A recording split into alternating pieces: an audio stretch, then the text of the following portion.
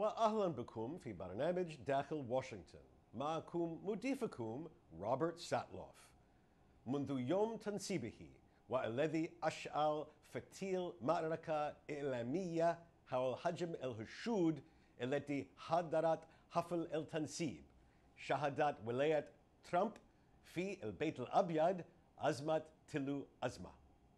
حظر السفر والمعارك المتكررة في المحاكم، عدد غير مسبوق من المعارك في الكونغرس حول المرشحين لتولي الوزارات، انهيار خطة إصلاح نظام الرعاية الصحية ثم معاودة طرحها، صراعات حول الأخلاقيات والغولف والأعمال التجارية وفنادق ترامب، وبطبيعة الحال الجدل حول دور روسيا في الانتخابات والذي صاحبه سكوت مستشار الأمن القومي والفصل المفاجئ لمدير مكتب التحقيقات الفيدرالي وشهاداته المؤثرة على شاشات التلفزيون. لازمت هذه الأزمة الإدارة طوال 150 يوما. لم يمضي الرئيس ترامب 4 أشهر في البيت الأبيض، ويبدو أن دولتنا قد مرت ب4 أعوام من الأزمات. هل تلوح نهاية في الأفق؟ هل الأزمات الوضع الطبيعي الجديد؟ هل يمكن أن يعمل رئيس في ظل أزمات متواصلة؟ هل يملك نظامنا السياسي القوة والمرونة للعمل في هذه البيئة؟ لمناقشة الجوانب السياسية للأزمات وأثرها على الدور الحيوي للحكومة، يسرني أن أرحب بمراقبين الحكيمين للأحوال في واشنطن، هما نورمان أورنستين وديفيد هوكينغز.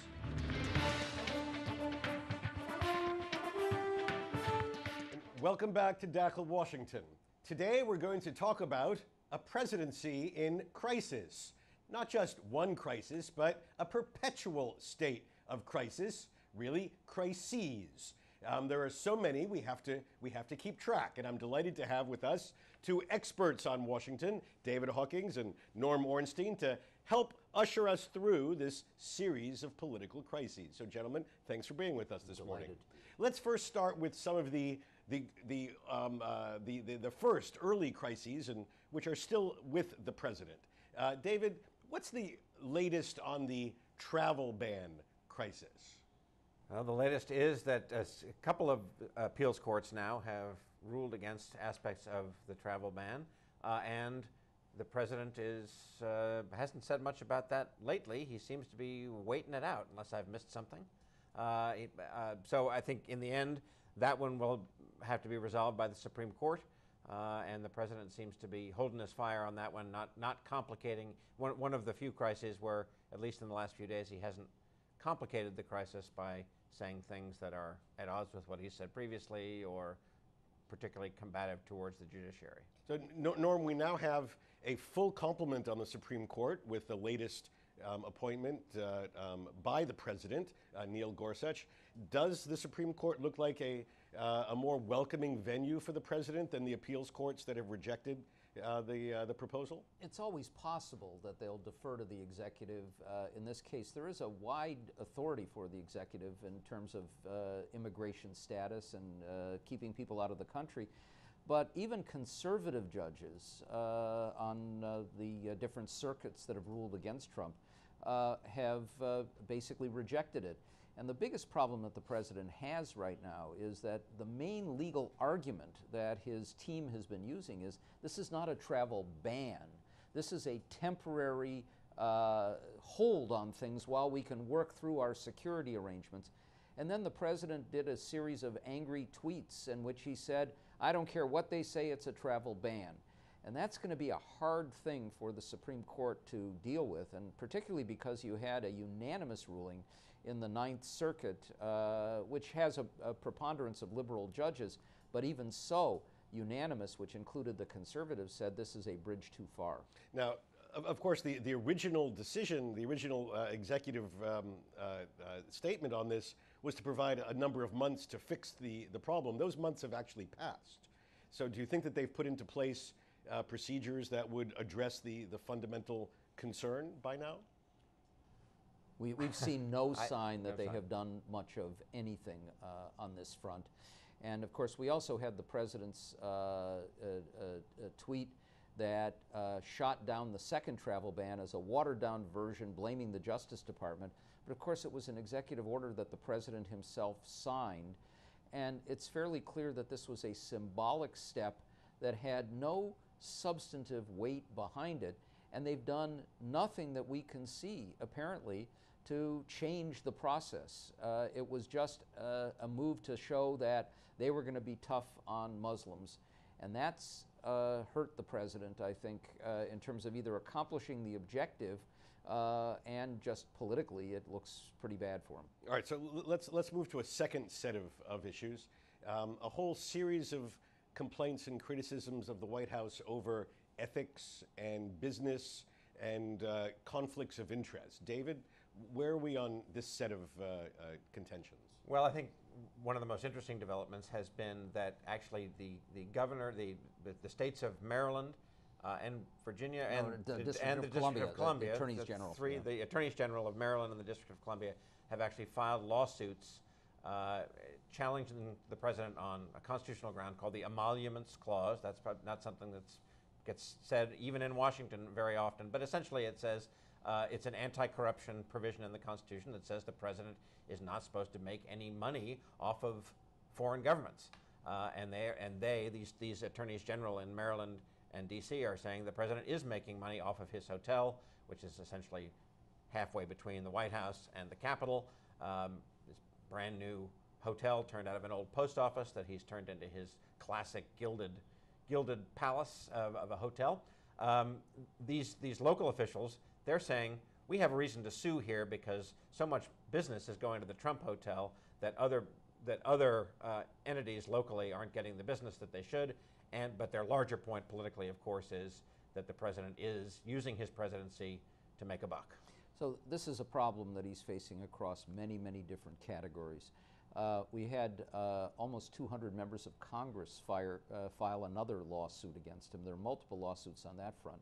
His son-in-law, Jared Kushner, has his own issues with conflicts and is being investigated because of a meeting he held with a Russian bank that had been suspended from any activities in the United States, which he said was for diplomatic purposes, but which the bank itself said was over getting money so he could bail out a bad deal on an office building in New York.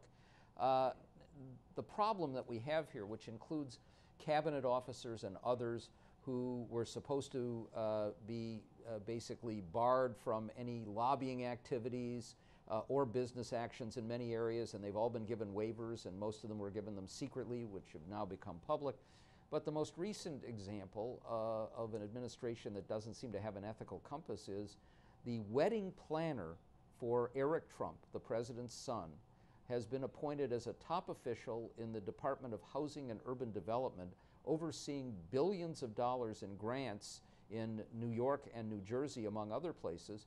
And this is somebody who has zero experience in housing.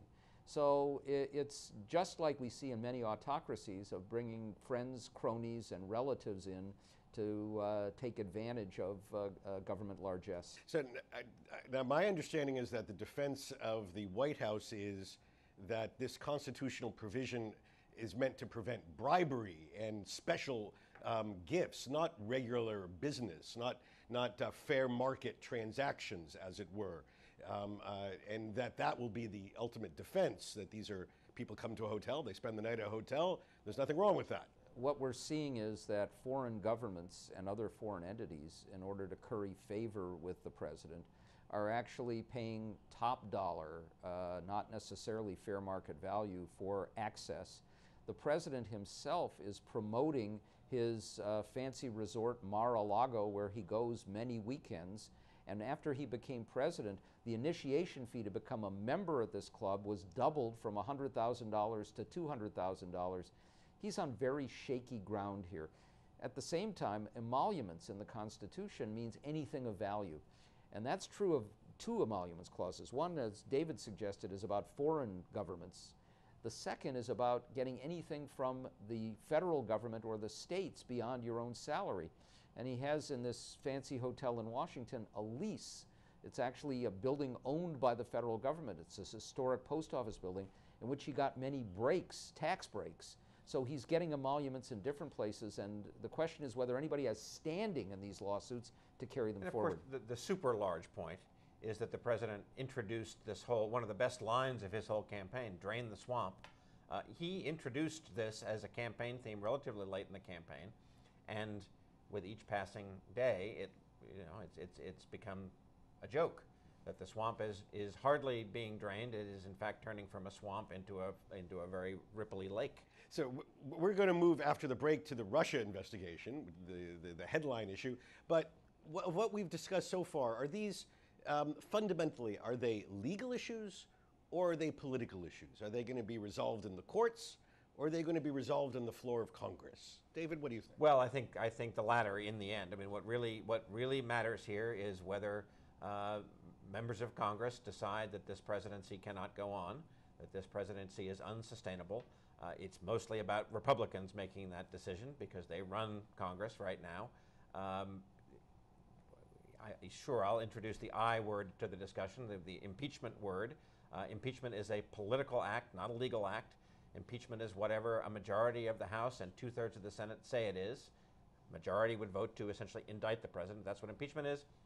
2/3 of the Senate would have to agree to convict him. Highly unlikely that that'll happen while the Republicans control things, but we've said highly unlikely ever since Donald Trump first came down that escalator in Trump Tower, and he's defied every prediction I've ever made, and probably a few that Norm's made. So who knows after 5 months where this is headed? So, what we can say is that we have built into the system safeguards against the development of an autocratic ruler, of a ruler who puts his own financial interests or desire to accumulate power ahead of we have a small r Republican form of democracy, a republic. One of them is an independent branch of Congress that does vigorous oversight to keep these things from happening. They haven't done very much. And indeed, when the administration started, a member of Congress, Jason Chaffetz, a Republican who chaired the Committee on Reform and Oversight, who had done multiple investigations of Hillary Clinton, said, no, we're going to continue to do Hillary Clinton, Trump never mind. That may change. The independent judiciary, another part of this, has been much more vigorous, as we discussed with the travel ban. And the question is, when do the two merge and Republicans in Congress finally say, we've had enough of this guy? Okay, when we come back from our break, we're going to move on to the Russia investigation, which has certainly captured headlines and the attention of both ends of Pennsylvania Avenue, in just a moment.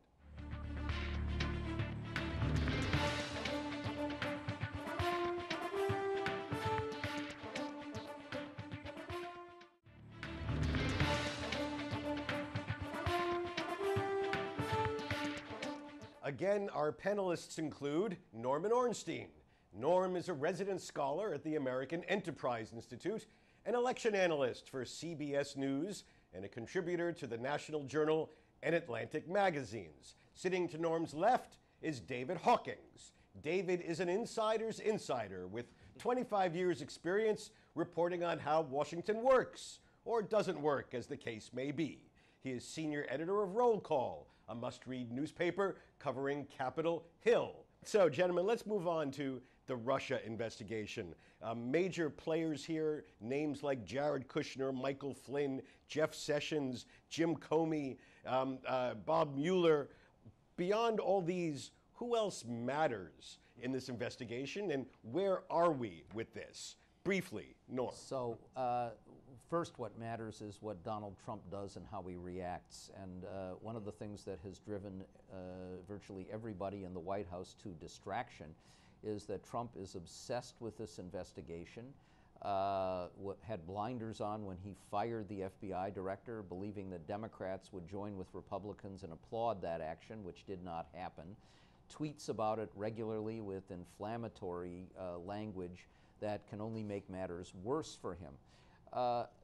But what we also know is that almost everybody in the White House now is nervous, and that includes people not in the White House but who were in the campaign, because we now have, as the Washington Post has reported, a criminal investigation of the president himself. And we have Bob Mueller, the widely respected former head of the FBI, heading up this investigation, staffing up with prominent prosecutors, forensic accountants who will look into financial matters, and that means that everybody in the White House is going to be subject to being interrogated by the prosecutors, brought in perhaps in front of a grand jury. They'll have to get lawyers. The question of what they know and when they knew it is going to be important here, and a lot of things can unravel. And at the same time, people in Congress, let me say, the Republicans, at one level are kind of happy that there's this focus, because it means that they can do their controversial work on legislation, like changing health policy, without the kind of harsh light on the difficulties that they're having. But at another level, this may make it impossible to do almost anything in the legislative arena. It can consume the entire Capitol and the political process, and that's where we're heading. So, David, if one is to believe recent reporting from, say, the Washington Post, there really doesn't seem to be an investigation at the moment on alleged collusion between the Trump campaign and Russia, or people on behalf of Russia, but rather that traditional Washington problem of covering up. The cover-up is worse than what's to be covered up. Right. So have we moved on to that phase? I think so. I think the president, in one of his tweets, he got it somewhat wrong, but he got it somewhat right when he said they couldn't. I think the tweet was, they couldn't get me on the fake Russia collusion story. Now they're going to try and get me on the cover-up story. So that, yes, that does seem to be the way it is. He is, with each of these tweets, which Sean Spicer from the podium in the White House has said should be construed as official administration policy. So he has actually put a fine point on it. The president says things which will only get him in trouble because they are contradictory. Just before we started talking, the president sent out a tweet saying that that the deputy attorney general that had suggested that had persuaded the president to fire James Comey from the FBI was now investigating him. That's totally contradictory to what the president himself has said. He said he decided to fire Comey without what the deputy attorney general said. So the more the president ties himself in contradictory knots, the more potential legal, not to mention political, trouble he's in. Let's put all this in the context of governing. We have a large government. And it does lots of things. Can the White House function in a way that befits the presidency of the United States when it is facing so many different political crises? How does it function? No, it doesn't function very well. But let me say, even absent the crises, there's a term, an old Greek term called kakistocracy, which means government by the least of us, incompetent government. We have about 550 major policy positions that the president nominates and the Senate confirms. Less than 10% now, many months into the administration, almost a half year in, have actually been confirmed, and only a handful more have been formally nominated. The State Department basically has the secretary and a couple of other people, and all the other positions are unfilled. Secretary Mattis at Defense, almost all of the top policy positions unfilled.